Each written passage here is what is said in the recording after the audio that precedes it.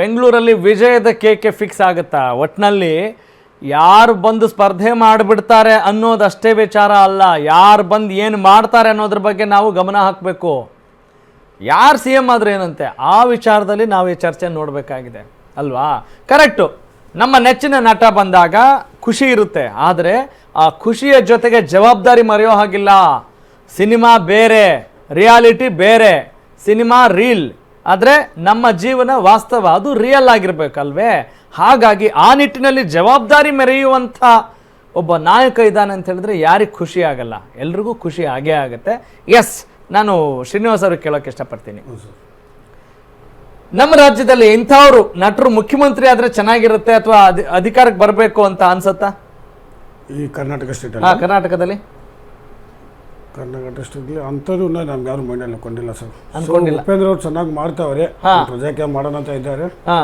ಅವ್ರ ಮುಂದೆ ಸೂಚನೆ ಹೆಂಗಿದೆ, ನೆಕ್ಸ್ಟ್ ಎಲೆಕ್ಷನ್ ಅವ್ರು ಬಂದರೆ ಏನು ಬೇಕಾದ್ರೂ ಮಾಡ್ಬೋದು ಸರ್. ಅವ್ರು ಅನ್ಸತ್ತೆ, ಯಾಕಂದ್ರೆ ನಮ್ಮ ರಾಜ್ಯದವರಲ್ಲ ನಾವೆಲ್ಲರೂ ನಮ್ಮ ರಾಜ್ಯದವ್ರು, ಹಂಗಾಗಿ ನಮ್ಮ ರಾಜ್ಯದ ಬಗ್ಗೆ ಮಾತಾಡೋಣ ಸರ್. ನಾವು ಎಲ್ಲ ಹುಟ್ಟಿದ್ದು ಬೆಳೆದಿದ್ದು ಇಲ್ಲಿ ಓದ್ತಾ ಇರೋದು ಕೆಲಸ ಮಾಡ್ತಾರೆ ಎಲ್ಲ ಇಲ್ಲೇ ಇರೋದ್ರಿಂದ ಎಂದಿಗೂ ಕರ್ನಾಟಕ ಮಣ್ಣಿಗೂ ಕರ್ನಾಟಕ ಜಾತಿಗೂ ಭಾಷೆಗೆ ನಾವು ಮೋಸ ಮಾಡೋದು, ಅದು ಕೃತಜ್ಞತೆ ಇದ್ದೇ ಇರುತ್ತೆ. ಇವಾಗ ನಾವು ಎಲ್ಲೇ ಹೋದ್ರೂ ಇವಾಗ TV9 ಅವರು ಅಲ್ಲಿ ಚೆನ್ನೈಗೆ ಬಂದು ಕನ್ನಡದಲ್ಲೇ ಮಾತಾಡ್ತೀವಿ. ಸೊ ನಮಗೆ ಕನ್ನಡ ಸ್ವಲ್ಪ ತಾಂಗ್ ಮಿಸ್ ಆಗುತ್ತೆ, ಬಟ್ ಎಲ್ಲನೂ ಅರ್ಥ ನಾವು ಓದಿರೋದು ಇಲ್ಲೇನೆ. ಸೊ ಅದರಿಂದ ನಾವು ಕರ್ನಾಟಕಕ್ಕೆ ಯಾವುದೇ ಇದು ಮಾಡಕ್ ಹೋಗಲ್ಲ ಸರ್.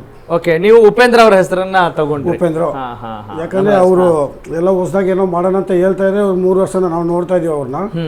ಸೊ ನಮ್ಮ CM ಎಲೆಕ್ಷನ್ ಆದ ನಂತರನೂ ಅವ್ರು ಇದ್ರ ಬಗ್ಗೆ ಏನೋ ಮಾತಾಡಿದ್ದಾರೆ. ಸೊ ಅದನ್ನ ಸ್ವಲ್ಪ ಗಮನ ಕೊಟ್ಟು ನಾವು ಕೇಳಿದ್ದೀವಿ. ಓಕೆ, ಸೊ ಅದರಿಂದ ಅವ್ರು ಬಂದ್ರೆ ಏನೋ ಚೆನ್ನಾಗಿರ್ಬೋದು ಅನ್ಸುತ್ತೆ. ಓಕೆ, ಪಾಲಿಟಿಕ್ಸ್ ಇಂದ ಬಂದ್ರೆ ಅವ್ರು ಚೆನ್ನಾಗಿರುತ್ತೆ. ಓಕೆ, ಶ್ರೀನಿವಾಸ್ ಅವರೇ, ಒಂದನ್ನ ನಾವು ಗಮನಿಸಬಹುದು, ಎಲ್ಲರೂ ಕೂಡ ವಿಭಿನ್ನನೇ, ಎಲ್ಲರೂ ಯುನಿಕ್. ಪ್ರತಿಯೊಬ್ಬ ಕಲಾವಿದನಿಗೂ ಒಂದೊಂದು ಗುಣ ಇರುತ್ತೆ, ಎಲ್ರಿಗೂ ಅವ್ರದ್ದೇ ಆದಂಥ ಫ್ಯಾನ್ಸ್ ಇದ್ದೇ ಇರ್ತಾರೆ. ಆದರೆ ಒಂದು ಫ್ಯಾನ್ಸ್ ಅಸೋಸಿಯೇಷನ್ ಆಗಿ ಇರುತ್ತೆ, ಬಹುತೇಕ ಹೀರೋಗಳಿಗೆ ಫ್ಯಾನ್ಸ್ ಅಸೋಸಿಯೇಷನ್ ಇರುತ್ತೆ, ಕೆಲವೊಬ್ರಿಗೆ ಇರಲ್ಲ, ಅದು ಬೇರೆ. ಆದರೆ ಅಭಿಮಾನಿಗಳು ಇದ್ದೇ ಇರ್ತಾರೆ. ಆದರೆ ಅಭಿಮಾನಿಗಳು ಕ್ರೇಜ್ ಇರುತ್ತಲ್ಲ, ಆ ಕ್ರೇಜ್ ಒಂದು ದೊಡ್ಡ ಮಟ್ಟದ ವೇವ್ ಸೃಷ್ಟಿ ಆಗುತ್ತಲ್ಲ, ಇವರು ಪಾಲಿಟಿಕ್ಸಿಗೆ ಬಂದರೆ ಚೆನ್ನಾಗಿರುತ್ತೆ ಅಂತ ಹೇಳೋದಿದೆಯಲ್ಲ, ಅದು ಒಂದು ದೊಡ್ಡ ಪವಾಡ ಅಂತ ಅನ್ಕೊಳ್ತೀನಿ. ಅದು ಮಿರಾಕಲ್ ಯಾವಾಗಲೂ. ಸತ್ಯ ಸರ್. ಹೌದಾ? ತಮಿಳುನಾಡಿನ ರಾಜಕಾರಣಕ್ಕೂ ನಮ್ಮ ರಾಜ್ಯದ ರಾಜಕಾರಣಕ್ಕೂ ಏನು ವ್ಯತ್ಯಾಸ? ಈಗ ಆಂಧ್ರದಲ್ಲಾದರೂ ಅಷ್ಟೇ, ಅಲ್ಲೂ ಸ್ವಲ್ಪ ಈ ಸಿನಿಮಾಗೆ, ಕಲೆಗೆ ಅಭಿಮಾನಿಗಳಾಗಿ ರಾಜಕೀಯದಲ್ಲಿ ಆ ವಾಸ್ತವತೆಯನ್ನು ನೋಡ್ತಾರೆ. ನಮ್ಮ ರಾಜ್ಯದಲ್ಲಿ ಹಂಗಿಲ್ಲ. ಏನು ಕಾರಣ ಇರ್ಬೋದು ಅಂತ ನಿಮಗನ್ಸುತ್ತೆ? ನಮ್ಮ ರಾಜ್ಯದಲ್ಲಿ ಅಂತ ಮಾತಿಲ್ಲ. ಅಂದರೆ ಇವಾಗ ಇಂಡಸ್ಟ್ರಿಯಿಂದ ಯಾರಿಗೂ ಬಂದು ನಾವು ನೋಡಿರಲಿಲ್ಲ. ಸಾರಿ, ಫಿಲಮ್ ಇಂಡಸ್ಟ್ರಿಯಿಂದ ಯಾರು ರಾಜಕೀಯಕ್ಕೆ ಬಂದು ನಾನು ನೋಡಲಿಲ್ಲ ಸರ್ ನಾವು. ಹೌದು.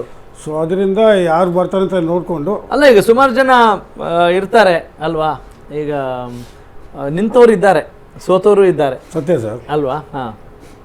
ಈಗ ನಿಮ್ಗೇನು ಅಂಥದ್ದು ಇಷ್ಟ ಆಗಿದ್ದೇನು? ವಿಜಯ್ ಅವರಲ್ಲಿ ಏನು ಇಷ್ಟ? ಸಿನಿಮಾದಲ್ಲಿ ಇಷ್ಟ ಆಯ್ತು, ಕರೆಕ್ಟ್. ಹೌದು ಸರ್. ಓಕೆ, ಬೇರೆ ಏನು ಇಷ್ಟ ಆಯ್ತು? ಅವ್ರು ಮಾಡೋ ವೆಲ್ಫೇರ್ ಅಸೋಸಿಯೇಷನ್ ತುಂಬ ಇಷ್ಟ ಆಗುತ್ತೆ ಸರ್. ನಾವು ಸಮಾಜ ಸೇವೆ ಅನ್ಬೋದು. ಇವಾಗ ನಾವು ಪ್ರತಿ ಆಶ್ರಮದಿಂದ ನೋಟ್ಬುಕ್ಸಿಂದ ಎಲ್ಲ ಕೊಡುವಾಗ ಪ್ರತಿಯೊಂದು ಅವ್ರಿಗೆ ಎತ್ಕೊಂಡು ಹೋಗಿ ಕೊಡ್ತೀವಿ, ಈ ಥರ ನಾವು ಮಾಡಿದ್ದೀವಿ ಸರ್ ಅಂತ. ಅದಾದಮೇಲೆ ಅವರು ಎಲ್ಲ ಅಷ್ಟೇ, ನಮ್ಮ ಜನರಲ್ ಸೆಕ್ರೆಟರಿ ಪ್ರೆಸಿಡೆಂಟ್ ಇರೋ ಭೂಷಾನಂದ್ ಸರ್ ಅಷ್ಟೇ, ಇಲ್ಲಿ ಒಂದು ಫಂಕ್ಷನ್ ಅಟೆಂಡ್ ಮಾಡಿ ಸ್ಟೇಜ್ ಮೇಲೇ ಹೇಳ್ತಾರೆ, ಇಲ್ಲಿ ಮಾಡಿರೋ ಒಂದೊಂದು ರೂಪಾಯಿನೂ ಬಂದ್ಬಿಟ್ಟು ಅವ್ರವ್ರ ಅಭಿಮಾನಿಗಳಿಂದ ಅವರೇ ಮಾಡಿರೋದು. ನನ್ನ ಹೆಡ್ ಆಫೀಸು ವಿಜಯ್ ಸಾರು ಕೊಡಲಿಲ್ಲ, ನಾವು ಹೈಕಮಾಂಡ್ ಯಾರೂ ಕೊಡಲಿಲ್ಲ, ಅವ್ರ ಕಷ್ಟ ಒಬ್ಬೊಬ್ಬ ಅಭಿಮಾನಿ ಅವರೇ ಮಾಡಿರೋದು ಅಂತ ಅವ್ರು ಸ್ಟೇಜ್ ಮೇಲೆ ಹೇಳ್ಕೊಂಡು ಹೋಗ್ತಾರೆ ಸರ್. ಅದೆಲ್ಲ ನಮ್ಗೆ ಹೆಮ್ಮೆಗೆ ಇರುತ್ತೆ.